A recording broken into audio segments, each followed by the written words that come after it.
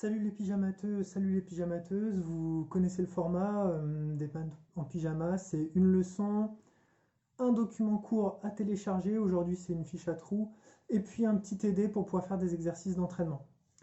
Aujourd'hui, nouveau chapitre, ça va donc être le chapitre N plus 1, ce qui est une blague de professeur de mathématiques, ça me fait beaucoup rire. C'est suite arithmétique, suite géométrique, ce qui donne sens à la blague. Qu'est-ce que c'est qu'une suite arithmétique? C'est ce qu'on va voir là ici pour cette première partie. Eh bien, une suite arithmétique, c'est une suite qui est définie par la formule suivante. Un plus 1 doit être égal à un plus r.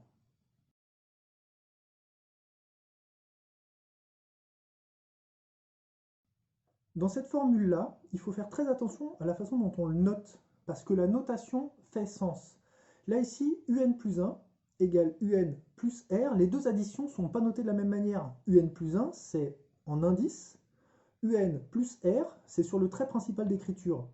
Que signifie un plus 1? Eh bien, c'est le prochain terme de la suite, le terme de rang n plus 1, le terme qui vient juste après le terme un. Que signifie un plus r? Eh bien, cela signifie qu'on prend le terme de rang n, le nème terme, et on lui rajoute un nombre r.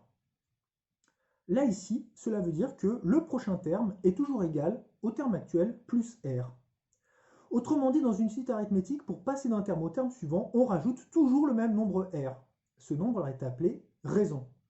Donc, quand vous essayez de passer d'un terme au terme suivant, vous rajoutez tout le temps le même nombre, c'est ce qu'on appelle un accroissement constant ou une croissance linéaire. Qu'est-ce que ça peut donner dans un exercice? Eh bien, là ici, vous avez un exemple. Bon, il n'est pas très romantique, mais bon, tant pis. Un toit conique couvert de tuiles, la première rangée compte 213 tuiles, la seconde 207, la troisième 201, et ainsi de suite. On a donc ici une progression linéaire. Pourquoi? Parce qu'en fait, pour chaque rangée, on enlève 7 tuiles. La première rangée, on va la noter U1, elle a 213 tuiles, la deuxième rangée U2, 207, la troisième rangée 201, et ainsi de suite. On peut donc écrire que la prochaine rangée, son nombre de tuiles est égal au nombre de tuiles de la rangée actuelle, mais moins 6. On rajoute toujours le même nombre, moins 6, c'est la raison. C'est donc une suite arithmétique de premier terme U1 égale 213 et de raison, moins 6.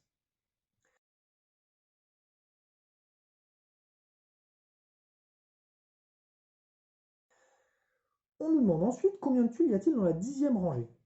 Eh bien, là, ici, là, ce qu'il faut comprendre, c'est que dans une suite arithmétique, on rajoute toujours le même nombre. Pour aller de U1 à U2, on rajoute la raison. Pour aller de U2 à U3, on rajoute la raison. Pour aller de U3 à U4, on rajoute la raison, etc., etc., etc.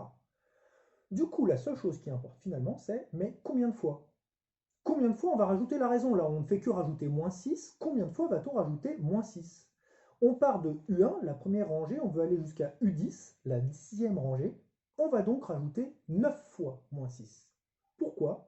Parce que ce qui compte, c'est le nombre de termes d'écart entre là d'où vous partez, U1, et là où vous voulez arriver, U10.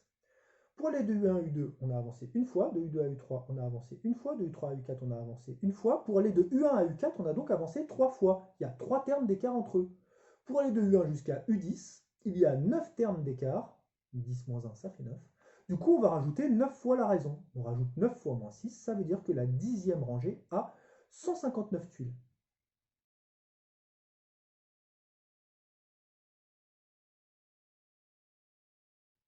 On me demande après, sachant que la dernière rangée compte 9 tuiles, combien de rangées ce toit possède-t-il?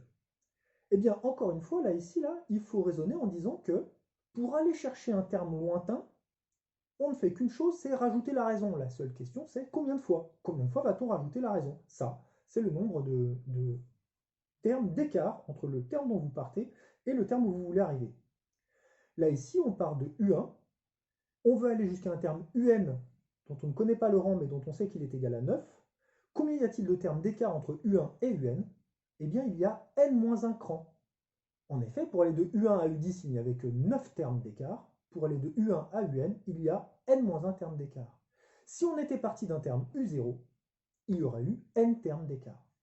Là, ici, là, on a donc UN qui est égal à U1 plus n-1 fois la raison. On remplace tout ce qu'on connaît par des valeurs. Ça nous dit que, là, ici, 213 plus n-1 fois moins 6 est égal à 9. On résout cette équation, qui est une équation du premier degré. On trouve n égale 35, ça veut donc dire que la dernière rangée est la 35e. Que peut-on déduire de tout ça? Eh bien qu'il faut formaliser les choses, il faut qu'on trouve des formules qu'on écrira et que du coup on pourra appliquer systématiquement. L'idée c'est que si vous connaissez un terme de la suite et la raison, vous pouvez calculer n'importe quel autre terme.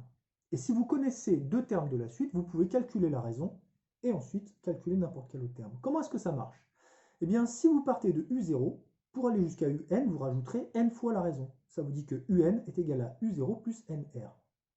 Et si vous connaissez un terme quelconque UP, pour aller jusqu'à UN, eh bien, il faut rajouter autant de fois la raison qu'il y a de termes d'écart entre UN et UP.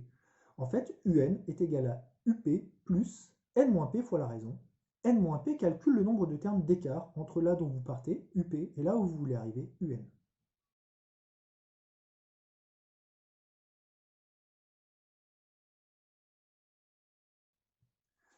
Ça nous permet de résoudre le premier exercice de notre fiche de TD, l'exercice 0. Zn est une suite arithmétique de raison moins 4. Z numéro 54 est égal à 217. On veut calculer Z1. Comment faire pour aller chercher Z1 si je connais Z numéro 54? Eh bien là, ici, il faut rechercher combien il y a de termes d'écart entre celui que vous connaissez, Z numéro 54, et celui que vous voulez obtenir, Z1. On essaie de remonter dans le temps. Donc là, ici, là, on est parti de Z54 et on veut remonter jusqu'à Z1. Il faut remonter de 53 crans. Il y a 53 termes d'écart entre Z1 et Z54. En fait, Z54 est égal à Z1 plus 53 fois la raison, ou alors Z1 est égal à Z54 moins 53 fois la raison. En remplaçant les données de l'énoncé à l'intérieur de cette formule, on trouve que Z1 est égal à 429.